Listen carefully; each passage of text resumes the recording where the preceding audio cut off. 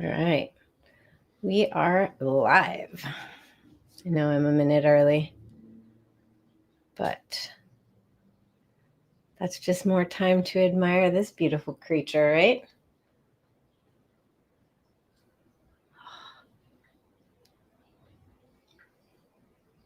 Look at this stunning guy. He is just something else.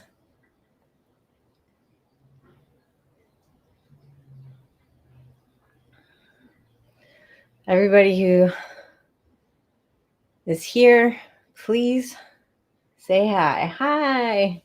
Hey, Hazy. Thanks for being here. I really appreciate it. And so does Zenith. Hi, buddy. Yeah, everybody say hi when you get in. Hey, Cydia. Making soup. Got it. Hi, Heather. Oh, hello, Mark. Welcome. It's so nice to have you here. This is exciting. Mark, you are a hello, Niffer's Critters.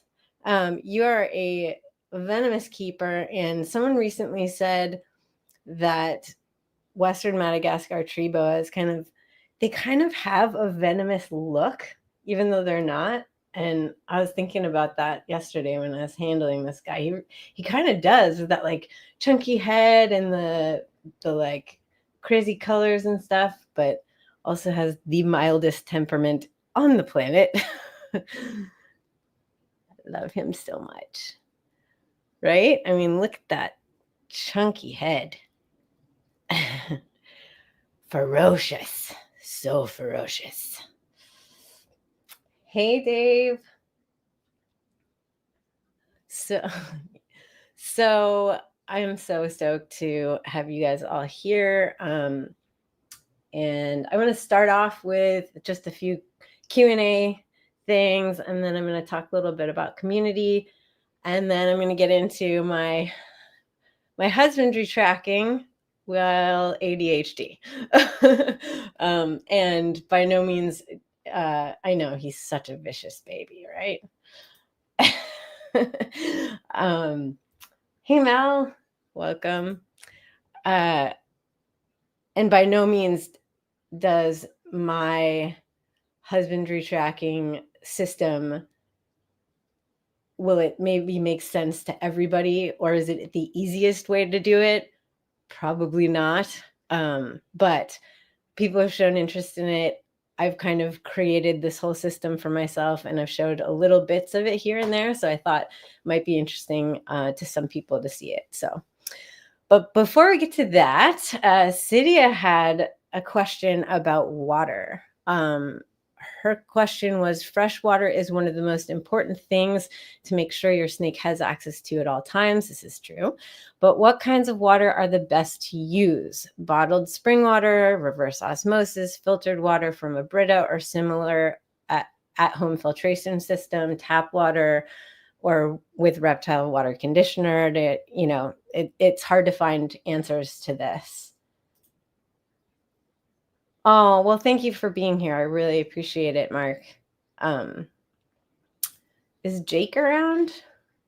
Let's just make sure Jake's moderating the comments. So to answer your question about water, from what I've read, as long as the water is cool, Jake, thank you. As long as the water is safe for you to drink, it's safe for them. That being said, tap water quality and hardness or softness is different depending on where you live. And I certainly don't drink LA tap water if I can avoid it. It's not going to kill me, but I don't drink it. I think it tastes funny. And so I stopped using it for my snakes for that reason, and for the fact that the mineral buildup I noticed on their water bowls was not only annoying because it's freaking impossible to clean. It also just made me go, that can't be good. There was a significant buildup of minerals on their bowls. And as far as RO water, I do have an RO system, but it's for my fish tanks. And it's actually not supposed to not be good for humans or animals to drink that long term exclusively without adding. Thank you, Heather. I really appreciate that. Without remineralizing it again, right? So in the end, I started off with filtered water from my fridge filter, and it takes forever to come out. Like it's just like a drift. So it was driving me crazy to fill up 9 snake bowls with water more often. So what I ended up doing is I order like 3 to 4 5-gallon jugs of spring water, bottled spring water that I have, and they get swapped out every 3 weeks. And I looked at the difference between spring water and what was the other? And like mountain spring water and filtered water. And I don't know, I looked at it and it seemed like both were healthy and fine. And so actually, no, I did filtered water instead of mountain spring water. And the reason I did that was I felt like maybe it was less impact on the environment. But as far as the quality of the water, it's pretty much the same. So yeah, that's what I do. And it has made my life a lot easier because I just have the jugs on a little thing to a spout and everything, and it goes really fast. And I don't fill the water bowls all the way to the top because I fill them more often. I change out the water more often than I used to. So now I'm doing it every 1 to 3 days. And so I don't feel the need to fill it all the way up. And I feel like I'd waste water otherwise. But that way I'm giving them fresh water all the time, and it comes out really fast, which is the problem. I hope that answers your question and makes you feel a little bit more like you know what you want to do. And then Dave, you are here, I know, and that means maybe Scarlett and Catherine and Liz too. What is the best way to tame out a sassy baby snake? I think you know the answer to this question already, but well, firstly, I really don't like the word tame when it comes to snakes, but what you're talking about is building trust, and it's going to look different with every snake, and it's going to take different amounts of time for Jake, will you pin Cydia's comment? Thank you. It's going to take different amounts of time for different animals because they're all individuals, so colubrids can be squirrely when they're babies and scared. They're so tiny, so you're just gonna have to give them time. I can't remember if you got a girl or a boy corn snake. You're talking about your corn snake, right? And I mean, this guy, a week. Elora, it's been almost a year, and she's not sassy with me anymore. Only in the very beginning. But it's still a work in progress. So, you're just going to have to give it time, and it's a personality thing too. So yeah, she'll be great though. I know she will. And I know you guys are going to do a great job, and it's just a matter of being patient. So that being said, does anyone else have any other questions before I move on to the next kind of, I want to talk about, it's been a hell of a week.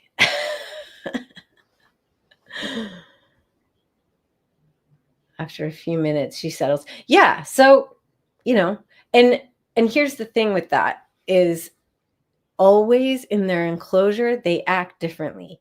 Even all of my snakes act differently in their enclosures than when they're out.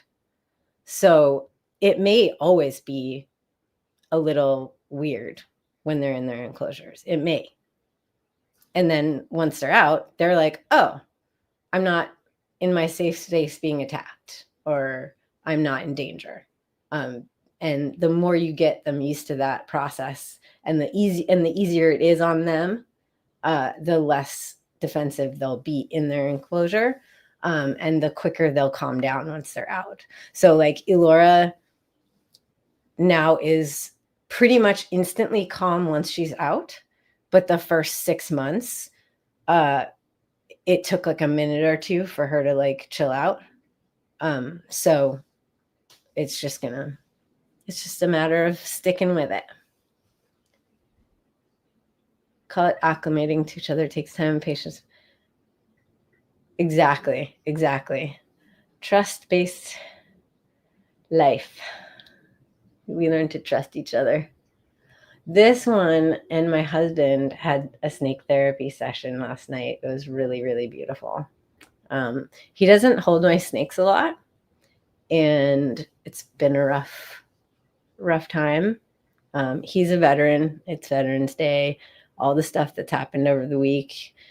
And I took Zenith out, and he was being his normal, adorable self and sweet and chill. And I was like, do you want some snake therapy? And it was really beautiful to watch, because he was smiling by the end, and he was like, wow, he's really beautiful. And it was just lovely. So anyway, yeah. So what a week, huh? I wanted to talk before I get to the husbandry stuff. I wanted to talk about community and community building and connecting, because I think that's one of the most important things to focus on right now.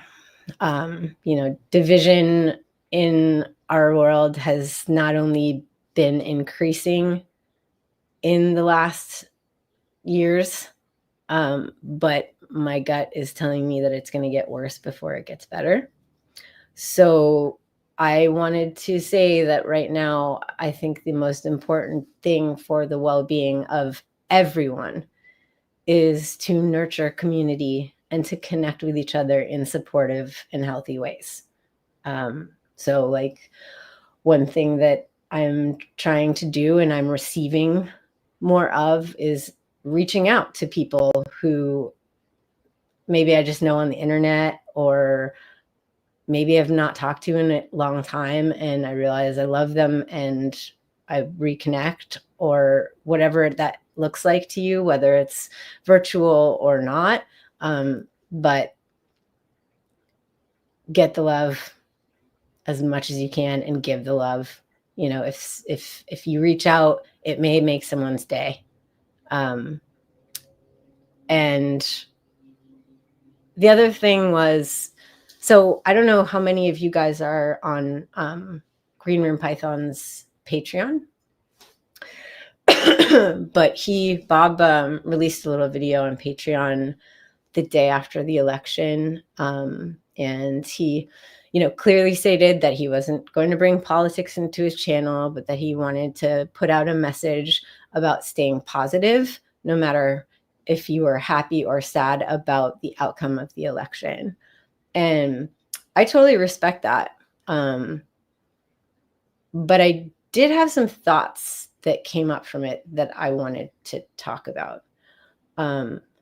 Firstly, to an extent, I get behind that message. I mean, I try really hard to put out positivity in my content as much as possible, especially in my Instagram content that's shorter and seen by more people more often, and it's easy because it's just like something beautiful. Let's just look at joy and pretty things and bring positive stuff. That's good. However, I wanted to touch on this idea of always being positive. Because in a way, I can see that as being toxic as well. Like, I don't think blanket positivity in the face of very real hardship, fear, and suffering is necessarily healthy. Putting on a smile and pretending that threats to human rights or bodily autonomy don't seriously affect our mental health can actually make things worse. So there's an avoidance there that just doesn't sit well with me because there's no empathy in that. That's just a Band-Aid.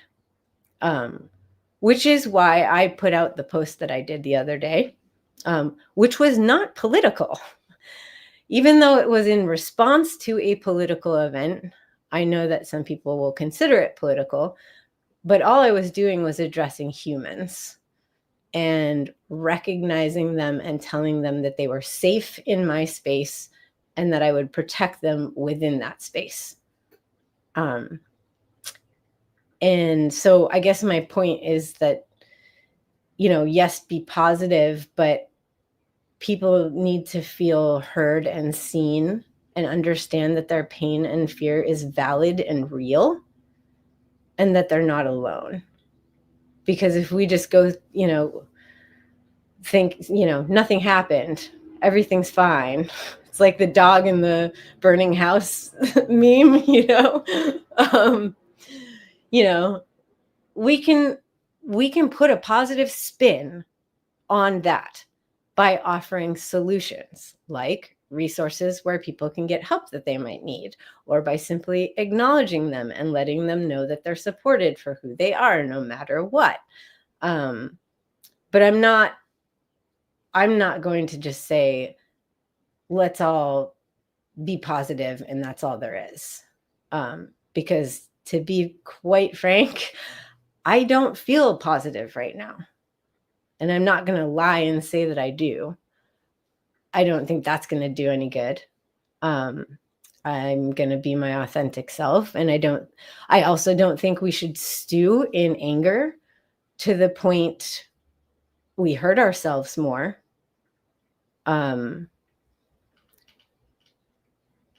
Yes, it's okay. That's my point is, I can't stomach the idea of having a channel about mental health and not acknowledging how hurt and scared so many people are right now. And truly, this is not about politics. This is about being human. And the fact is that the political game last week showed us that there's a majority of people in this country that believe certain people have less rights than others. And that's not politics, that's a human rights issue. So the best I can do is put a positive spin on this, and show anyone who watches my content or engages with me that I value human rights and I value people's feelings, whatever they are, good or bad, sad or happy, and focus on kindness.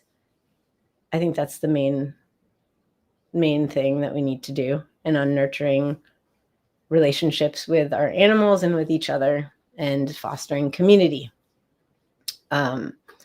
And my friend told me about this thing last night called the Blue Zone movement. Has anyone else heard of this before? Basically, I think you missed stuff. What did you miss, Heather? I don't know what that comment means, but blue zones are places in the world with the highest concentration of centenarians, people who are over 100 years old, right? So the longest living people in one place, those are blue zones. I'm not sure what I'm talking about. Okay. I'm talking about fostering community and supporting each other right now. And one of the things that makes people live long lives isn't just eating well and and getting exercise. It's also community. It's mental health and community. So all this to be said, how do we foster and nurture our community across this vast divide of the internet, and across screens, and the fact that I can't see you, and you can see me, but I'm trying to connect, but I want more. I don't really have an answer to this except to keep doing what I'm doing and to try and engage with people and make them feel seen, and valued, and that they matter, and to continue to talk about how we can enrich our mental health by caring for these amazing animals and valuing their welfare. And I think it's really important that people who have a platform that reaches a lot of people, I think that people have a responsibility to be less figurehead and more human. And that means being vulnerable, which is scary as heck, but it's also strong. And all of this kind of makes me, I'm going to be vulnerable, and I'm going to say I'm scared and I'm hurting, and if you feel the same, you're not alone. And I want to do more Zoom parties, guys. Come on to Patreon. And again, it's not me like trying to weasel money out of you. It costs me money to do all these things. But we started having Zoom parties. And the first one was small, but it was fantastic. It was so lovely. And we just talked and had a wonderful conversation. So I want to do more of that. And I want to be, present in the Discord. I'm glad you did. I really did. I thought it was wonderful. So chill, and real. Put that on there. I'm glad you did. So let's do more of it. I'm here. I'm a person. I'm a human being, and I see you guys, and I want to see you guys, and I want to hear about your snakes, and I want to hear about what makes you happy and what makes you sad. And then we can figure out how to move on from there. So I just want to let you know I'm here. And that's that. So, I hope you can too. So I'm going to put Zenith back so I can use both of my hands for the next section, because I'm going to be sharing my screen. And say bye, Zenith. Oh, I woke him up. Right back, guys. Okay, buddy.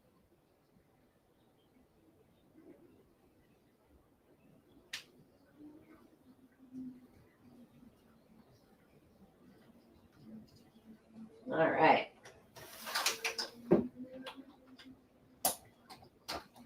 Okay. So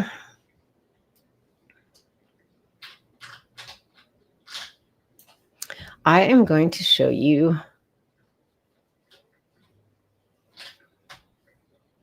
how I track my reptile husbandry. And I do want to say, there are apps out there already to do this that could help you. I know that. I'm totally aware. Thank you. Yeah, I agree. Yeah. So there are apps out there, and I've tried a handful of them. The one that I felt like maybe could possibly work for me was Husbandry Pro, but it would be the paid version for sure. And none of the other ones really worked for me. specifically, most of them did not have the kind of notifications and reminders and ability to tweak those that I need as someone with ADHD and as someone with memory problems, and with a little bit of neuroticism to boot. So I'm going to move this camera over. So I decided to make my own system, and I use a platform called Airtable. It is basically like spreadsheet on acid. So let me share my screen. How do I do that? Oh.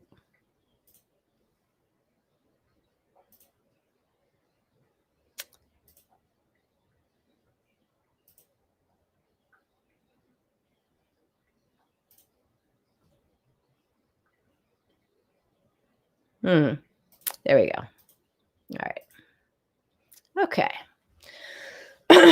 So I like to call Airtable a spreadsheet on acid or spreadsheet on steroids, but acid's better. So basically it's, you got your tables of information.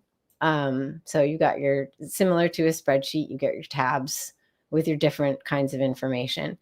But in Airtable, it's a relational database. So each of these different tables of information can relate to each other, and they can also aggregate information from each other.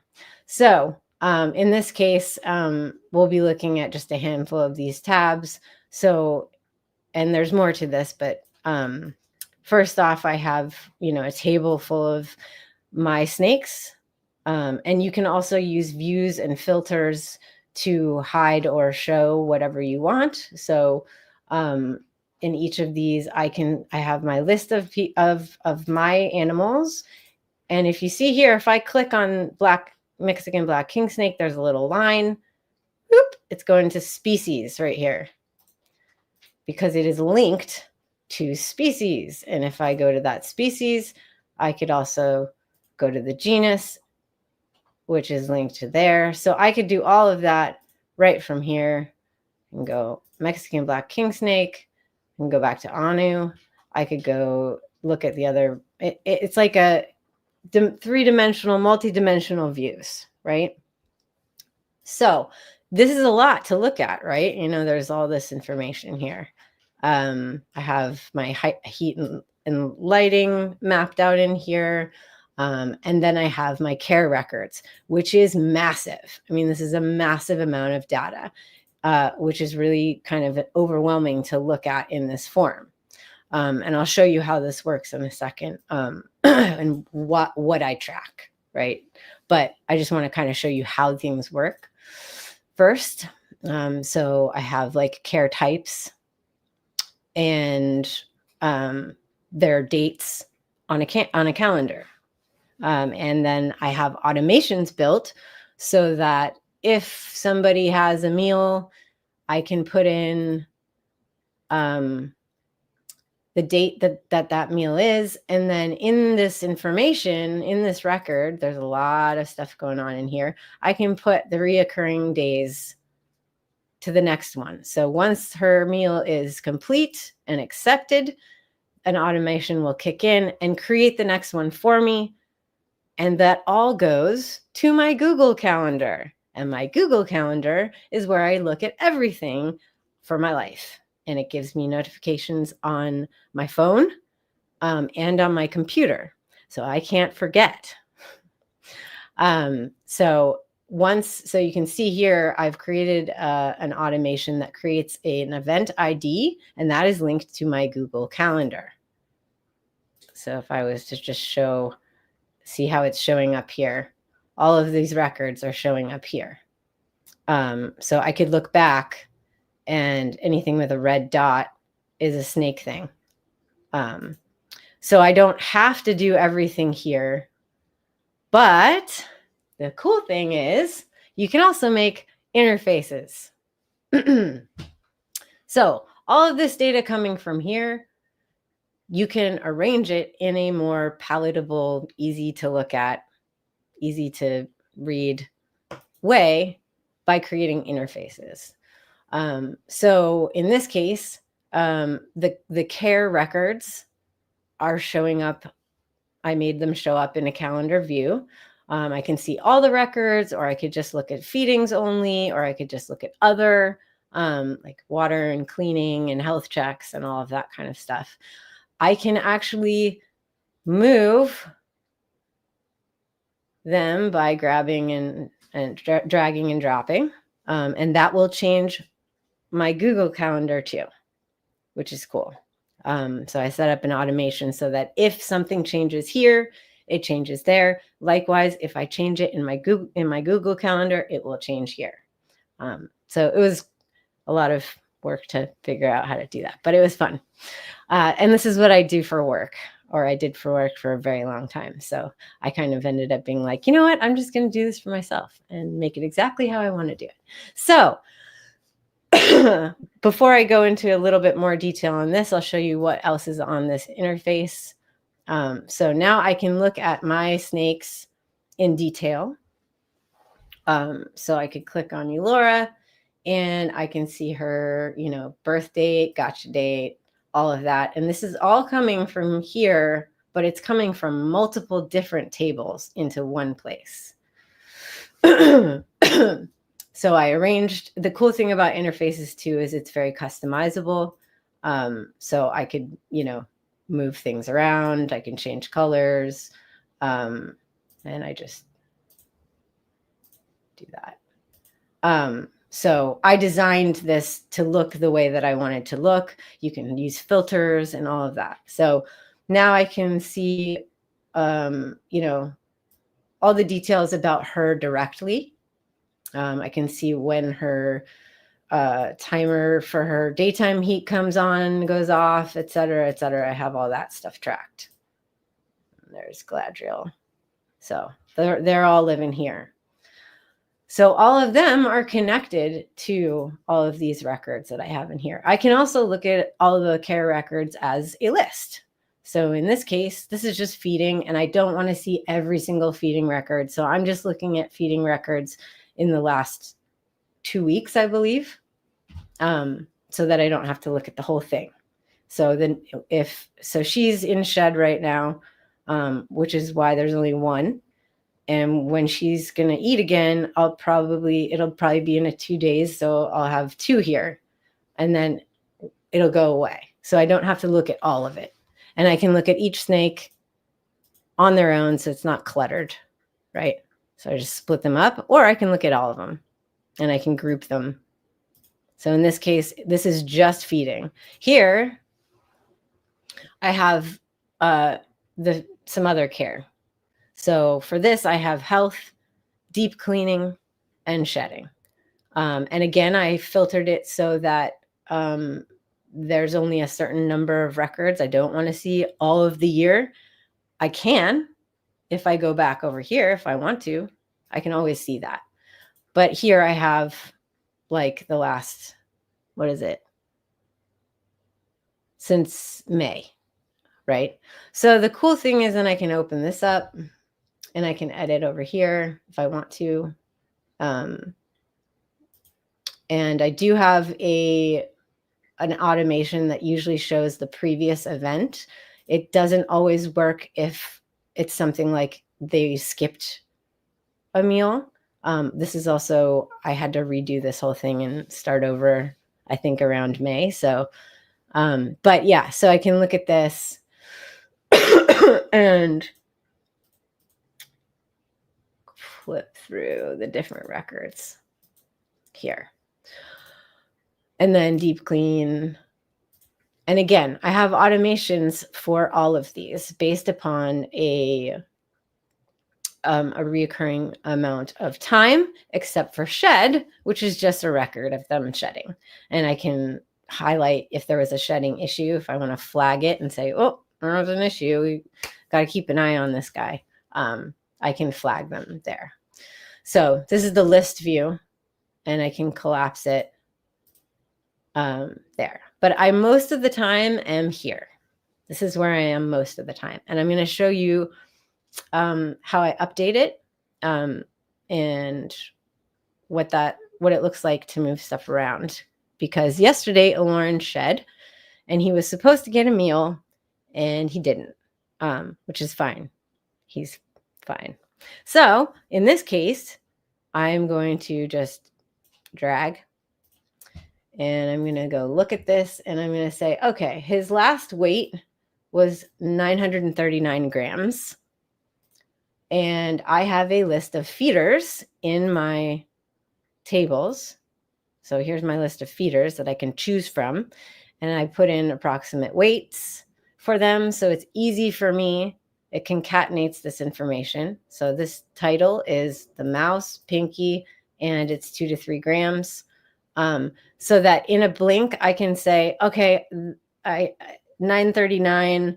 So I could give her, 2 small rats or a small rat and an adult mouse. Really quickly, I can easily see that here. So I could say, okay, give him rather. So his last weight was 939. I'm obviously going to still weigh the food before I give it to them. And if I need to change it here, I will. But it just gives me something to reference if I want to plan it out. Or I just come back later and I put in what I fed them. So I could say, okay, he's going to get probably a small rat and a chick. And right now he's on 15 recurring days, but I can change that at any point. What happens is I wait until he accepts. If he accepts, if I press accept, it will create, hi SRT. If he accepts the meal, an automation goes into effect that will create another meal record on my calendar in 15 days. And it will just give me a notification in 15 days saying, hello, you've got to feed Lauren tonight. And it will go to my Google Calendar as well, so I can keep track of it even if I don't go to Airtable. I can come in and change this and put it to 20 days if I want to. Now, that only happens if I say accepted. If, in the case of Hobbs, for example, yesterday Hobbs refused his meals, unfortunately. Bummer. So I actually offered him, it was 3 rat fuzzies because he ate 2 last time, or mouse fuzzies. I offered him 3. Thank you. So I offered him 3, but he refused. So in that case, if I press refused, what it does is it creates a record in a week. And I'll show you that. It just created this record because I pressed refuse. So it created another one for me to try again in a week. Because if he refuses and I don't make sure I make another record, I could forget to do that. So that's why I built that automation. I can always change it. I can always change it at any times. Thank you. Oh, it's Stephanie. Okay. Hi, Stephanie. It's hard to tell with usernames. I can always move it around, and I do this all the time. I manually move stuff all the time. I love the drag and drop feature. The other thing is that since Hobbs refused these 3 fuzzies and Anu's below him looking up at me like, I'll take them. Guess who got a snack yesterday, even though she's supposed to eat today? So in this case, I'm going to add a new event because that was not planned. So I'm going to come in here and I'm going to say, Anu, yesterday, I don't remember what time it was, but it was probably like 4:30 or something, or 3. We'll just call it 3:30 p.m. Doesn't really matter. It was yesterday. And I'm going to say it was a snack. So a snack is not a recurring thing. So I can say she accepted it. It's not going to create an automation. It's just going to let me know that she did eat something. And I can put a record in here and say, Fuzzy, Anu is always willing to eat. Pretty much, yes. So I'm going to say that there were 3 of them, because unfortunately it won't let me pick this more than once. I can pick different ones. I just can't pick the same one 3 times. And then I'm going to say she accepted with gusto. And nothing's going to happen when I press create, because except to make that record on here that reminds me that she got something. So if a fuzzy, if I open this up and I say, okay, a fuzzy is they were bigger fuzzies. So that's about, so that's 18 grams, right? So today, when I go to her feeding, she's 790. I'm not going to give her as big of a meal tonight because she already got her snack yesterday. So I'm not going to overfeed her. It's not good to do that. We don't want to overfeed our snakes. That's a death sentence to them. So also I put in 6:30. So at 6:30, I will get my reminder and I'll go thaw out the food because it takes a little while to thaw out. So she's on 12 days, 12 to 14. So in this case, if for some reason the food added up to be her normal amount, just because that's what I have, I would go in here before pressing accept and I would say, you need 14 days. And then if she accepts, which she will, I will put that and it'll create my next one in 14 days. So, and then the other part to this that I was going to show you is water. So you'll see here, I have an automation that says water changes every 3 days. Now, sometimes I do it every day. It totally depends. Like that 3-day reminder as an ADHD person and as someone who does certain things every day and can't really remember if it was yesterday or 2 days ago or last week, because these things are repetitive, it's really important for me to at least have a reminder within my window of safe time. Did you do this? Mark down that you did it for everybody. So that's why it says all water. So, and that's also my reminder to clean the bowls. So I may change water 2 days in a row. I may dump all of it out and change it, but I want to make sure that I clean the bowls. So having to have this thing that I have to mark as done is really important for my brain. So I come here every day and I check. Yesterday, did I mark everything off? Because it won't do my next ones if I don't. So I have a routine, right? Routines are really important for mental health and for taking care of our animals. And so my routine is I check yesterday and I check today and I check tomorrow and make sure that I've updated. And if I forgot something yesterday, well, then I just scoot it over to the next day and I make sure I do it. So I did my water today and I cleaned some bowls and it made sure that on Wednesday, it will remind me again, even if I've already done it, I will do it again. So that's how my brain, I hope this is all making sense to you guys. You're getting a window into my brain right now. But I hope it makes sense to you. And I don't know if this is giving you any ideas or if it helps you at all to see what I do. But I thought it might. And you can look at it like this too. That's the month view. Or you can just look at it for the week and you can change the times and stuff like that. Now, I use this program for work. As I said, it's a fantastic piece of low code, no code tool that works great for businesses, but I've gotten so comfortable with it and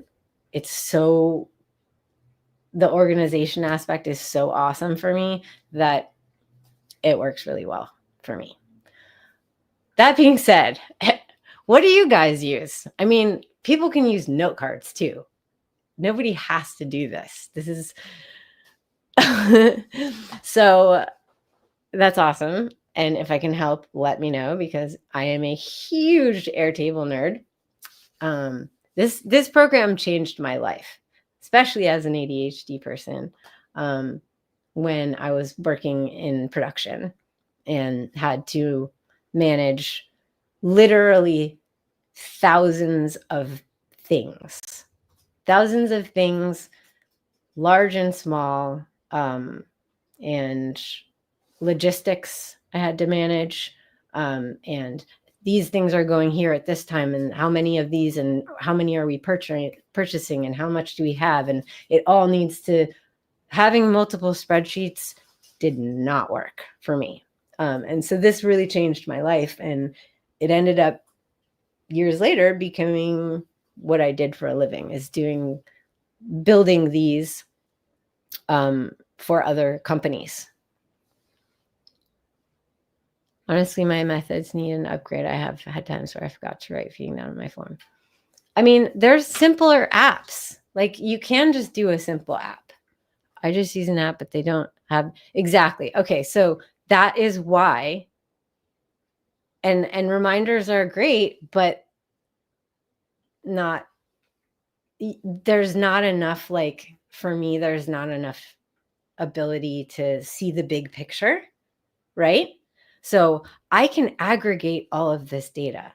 So what I could do is I can build a data system in here if I wanted to. I could add another page, and they have things like this. And you can just build your own as well. And they'll aggregate your data. So I could start looking at, now that I have a lot of records in here, because I was waiting. It took me a while to get this working the way I wanted it to. I can start to see, okay, how many times have meals been refused? How much weight has each snake gained over a certain period of time? And look at it like this. And at a glance, I can do that now. So that's my next step, is now that I have a good amount of data in here to work with, I'm going to build a page like that and be able to filter it so I can say, okay, let's look at Anu. Let's look at an overview of Anu and aggregate the data that I have. How has her weight changed? What has she been eating the most of? Rats, mice, chicks? Do I need to change that? You can't look at things like that if you don't track in detail.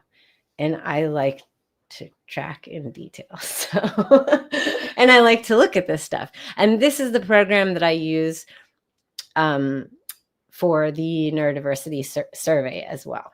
So the survey form dumps right into an Airtable base. And that's how I look at that data as well. So I built a whole interface for that as well.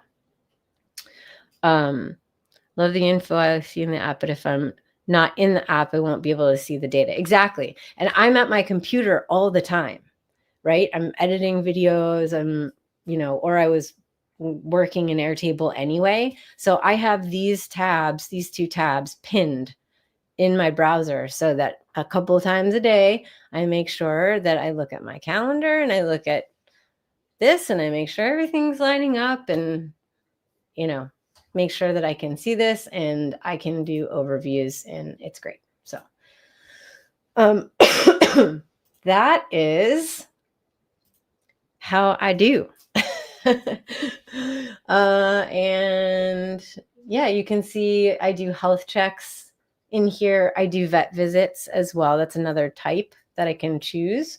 So if I was to come in here, as you can see, there's meal, snack, health check, deep cleans. I have also recurring. I have to mark them as done. And if I mark them as done, they will create another record, because those I will definitely forget, because I don't do those, every week. So I will totally forget. When was the last time I really did a deep clean? I also have light cleans, but I don't really use that often. I was for a while, and then I'm like, I just kind of clean out the poop when I see it. But yeah, and then I have vet visits, birthdays and gotcha days. Those are on a 365 reminder.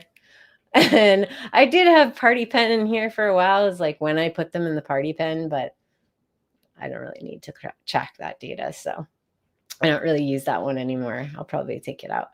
But yeah, it just felt like I wanted to be able to control it a little bit more than I could in the app. The apps are like, they just felt very restrictive to me. And I wanted to be able to share this with you guys too, and say like, this is actually, this is a live view. So if you guys ever want this as a reference, I can send you the link. It's just a reference from Big Cheese to show what these things weigh, how many in a pack. So if it's cost each, I did a formula. The cost per pack was 12, so it's about 24 cents each, et cetera, et cetera. So this is actually a live one and free for you guys to share, and you can actually probably download it as a CSV or print it or something like that. And yeah, there is a free version of Airtable, just so you know. It's not quite as, I'm on the pro version. There's several different levels. The pro version is $240 a year. I get discounts because I've shared it with so many people. So if you do want it, I'm happy to share you the link because I get a little discount. But the free version, I think you could still do quite a bit of this. Yeah, exactly. And the groupings, the filterings, the different views, that's so satisfying, right? So I wanted to show you guys, I have different views. So you filter basically to see what you want or what you don't. You can hide certain fields for certain views. So everybody can do whatever they want and have it in a million different ways that works for your brain for what you are trying to do in that moment. So you could have 50 million different views and they all do different things with the same exact information. So if you want to look at my bucket list view, all the snakes I'm never going to get, but want really bad, I thought you guys might get a kick out of that. Because I was doing, I was researching my own snakes, and then I started researching other snakes and started doing like, I'm just going to make a bucket list. So top of the list are these two guys. Yeah, maybe someday. It's probably not going to happen for a while, but yes, you do. I've wanted a rosy boa for years, and so they've always been on that list. Yeah, Jake, it is. I'm torn. It's one of these two, and John actually wants me to get a scrub python. My husband the other night actually encouraged me to get another snake. I was like, "What are you doing? Don't do that. Don't encourage me." I can't right now. Like, our house is going to become all snake enclosure at some point. But scrub pythons are big. They can get to be like 15 feet long. So as much as I want one, I'm still kind of like, whew. This all came up. I know. You're enabling me. What are you doing? Right? Like, this all came up because, what was I saying? Oh yeah, because of my interview with Adrian. You remember, for those of you that watched that, she mentioned having a wow snake for her programs that she was doing. She wanted to have a wow snake. And I thought about that. And so many of my snakes are wow. I mean, Zenith is wow right now. He's going to change. But I thought about that because I do want to have a place to foster snake therapy and share my snakes and all of that. And I was like, what would my wow snake be? Because he thought that was he is getting big. But I think he's about done growing. I think Helios is about done growing. Hopefully. I think so. And so I started thinking about, well, what would my wow snake be? And I don't think I'd ever be comfortable with a constrictor as big as a reticulated python. I just don't. But then these were the two that were the ones that came up as wow. Me too. Highlight your comment, Jake. I was just talking about that last night with my friend. About how much I want that to happen and how many millions of dollars I need in order to make it happen. And he was talking about, I'm happy you're here too, Aquatic Moose. I'm sorry you missed it. But you can always watch. This is going to be, it's recorded. So you can always come back and see all of how my brain works. Anyway, what was I saying? Got distracted. Wow snake. Oh, right. My sanctuary. He was saying he was like, there's money out there for this. And especially in LA. And, he started coming up with ideas. I know, right? He started coming up with ideas. He's working on these immersive mental health immersive zones. So cool. They're like these little pop-up domes with experiential mental health stuff. So like you could just like, they could pop up anywhere and you can just be like, I need a break. And you go into these little domes and there's like meditation music and there's like, so my friend's working on this for them. He does video and music. And then I have another friend who's like all about making meditation music and stuff. And he's pretty famous. And I'm like, maybe we can join forces. And my friend last night was like, how cool would it be if in some of these pop-up we did, there could be a snake therapy area? And I was like, I think that's a great idea. Let's do it. And maybe they have money and maybe I start meeting people that way.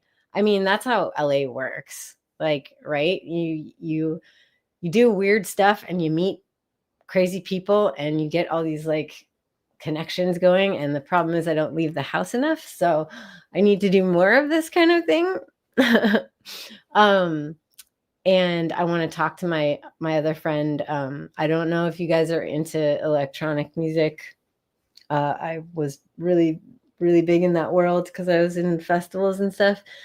My friend who used to be in the Glitch Mob now has his own kind of thing that he does ambient music, and there's like a whole ambient music, meditation music community, and his name now is called Superposition, which I love. I love that. And he does like music with Alan Watts talking over it. So Alan Watts talking about meditation techniques. And I think he would be really into. Oh, you do? Yeah, they're my homies, my boys, way back. So this is Beretta, who's branched out and done this, Justin Beretta. And yeah, so that was kind of interesting. I was like, I really need to get out more and try and network about this whole concept. Because I think some maybe I just need to branch out and the money will come, because I want to do more of this live with like real in person snake therapy sessions. And buying a building and running this would not be cheap. So we'll see where that goes. But yeah, that's what I'm working on. Snake therapy pop-up dome. Right. I mean, ideally, the sanctuary will be a building, and it will have like a quiet room with right.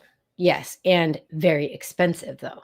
Like extremely expensive.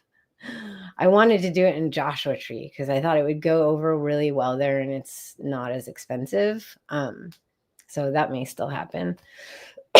But yes, LA, there's so much. I also lost my train of thought again. What was I saying? Yeah, meds have worn off. I don't know if you noticed. It's 6:00. So welcome to Shira's ADHD world. Right. Look up his solo stuff because it's awesome. And I want to do more in-person snake therapy. Right. I was talking about the room that I want to have in my sanctuary. So I want to have it be a space that's full of crazy cool enclosures, like zoo grade enclosures. And then there will be a room that is full of, cozy quietness. There'll be like, lots of pillows and couches, and also enrichment items for the snakes to climb on, and they can free roam. It will be snake proofed. So they can free roam, and you can go in there and just be in a quiet space. Maybe we're playing superposition music in there, and it's very calming. And, you go and you have an experience with the snakes. And then in the broader room, you get to learn about the snakes, and you learn about, each one. There'll be information about those snakes. There'll be also information about local species. And we'll do workshops and talk about those local species. And then maybe for some money making, we sell husbandry supplies from certain companies that I think are good, and host other people coming in, and, maybe we have a breeder come in one day and talk about their snakes, and they can sell them if they want, as long as it's an ethical breeder. And then we do outreach days where we take the snakes to schools or something like that. So that's kind of my grand plan for the snake therapy, snake sanctuary. But yeah, I need $10 million. So if anyone knows of anyone with, $10 million lying around, I'll do great things with it. I promise. It'll be so awesome. Yeah, there's one, and there's one in Orange County, and I tried to do a Zoom with them, and their Zoom was screwed up, and I never ended up going back to it. But that is a good idea. I should look into that. But I do think that crossing like out of the herpetological world too, like what I was talking about with the music world and the video world here, the connections and the money in that, the experiential world, all that there's a lot going on. And I think that snake therapy would be this kind of exotic thing that they might be really, really into. So yeah, lots of avenues to pursue. So yeah. And that's that. Does anyone have any questions? I'm getting goofy now because I'm tired and I've had a headache for 3 days, and that's wear off. But if anyone has any more questions about my my tracking, if I left anything out, which I'm sure I did. I actually didn't go over this because Wes actually asked about heating and lighting. So let me just show you this really quick. So, yeah, I know people who work for Meow Wolf. So Wes was asking me to make a video about heating and lighting, and again, I'm not an expert on that, but I've been hoping that Roy from Herpetological Highlights does his, or not Herpetological Highlights, Project Herpeticulture, does his lecture first, but I can show you how I do mine. So each snake has at least 3 different heating, lighting elements going on, sometimes more than that. And so CASA multi-plug controllers are essential for me because there's just so many different things and they're going on and off at different times. So I highly recommend CASA power strip plugs. But I had so many plugs and so many, I couldn't keep track of it. So I just went through and I mapped it out, basically. And I, said, okay, the snake name and then the unit, and then I can keep track of which CASA, because I have 3 of them. I have 1 in here and 2 in the other room. Which plug on that CASA, when it turns on, off, because I was starting to get overwhelmed and I couldn't remember and I couldn't hop back and forth between the apps. There's the Luminize as well to keep track of, the UVB lights. I'd control this even more if I could, but it's just a lot. So they really do. They really do. I was like, oh my God, how did I live without them before? They're great. So you can see that I have, for example, O'Loren, he has a heat mat. He's one of the only, these 2 guys are the only ones that have heat mats. I'm going to leave his because he uses it. But Severus never uses his, so I'm probably going to get rid of this. But nobody else has heat mats. And this is always on. It is on a thermostat as well, set to 79. It's just the backup heat when everything else turns off. So I have things turning on and off at different times. There is a cool down period for almost everybody every night. It's shorter as the winter comes on because it's colder. But getting in the 70s is okay for everybody. So I just have been playing around with it.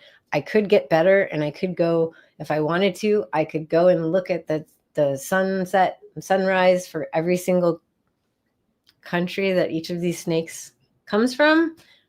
And I think that might break my brain. So I'm not quite ready to do that yet. So I've kind of just been around 12 hours of light. And,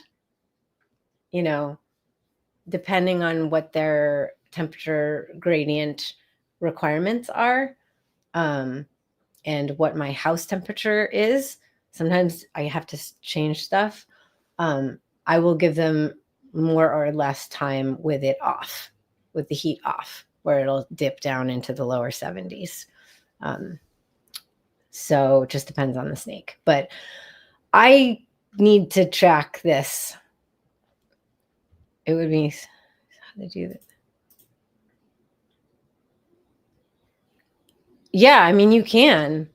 It would just be different for each enclosure, but also brain breaking, yes. And at this point, they're captive bred, so I don't know that it necessarily totally makes sense, but maybe it does.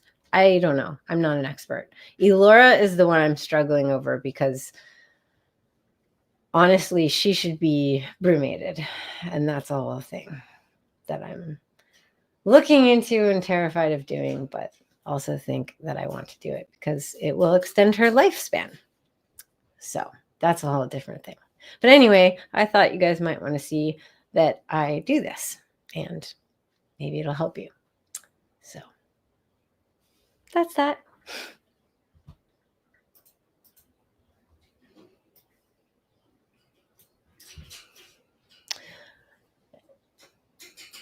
Yeah, totally terrifying. I don't want to put her in the fridge. Oh, there's a fly. All right. Well, so is there anything else that anyone wants to see or hear about or talk about? If not, then I am going to wish you all a lovely evening. And thank you. I'll move the camera. Thank you, all of you, for being part of what I consider my community and my friends. Like, each one of you contributes and means something to me, even if we haven't had that much interaction. I want more. So hop on Discord and hit me up, and let's all talk as much as we can right now and just support each other, because scary times, really scary times. And be kind to yourselves. Be kind to each other, and we'll make it through this somehow. And I tried to not be cynical. I am cynical sometimes, so I almost used this mug today. But I'm trying not to be cynical. I'm trying to not to be. So let's all just be kind to each other. And I hope you have a wonderful, wonderful night. Yeah, I do love this mug. And yeah, hope you all have a wonderful night.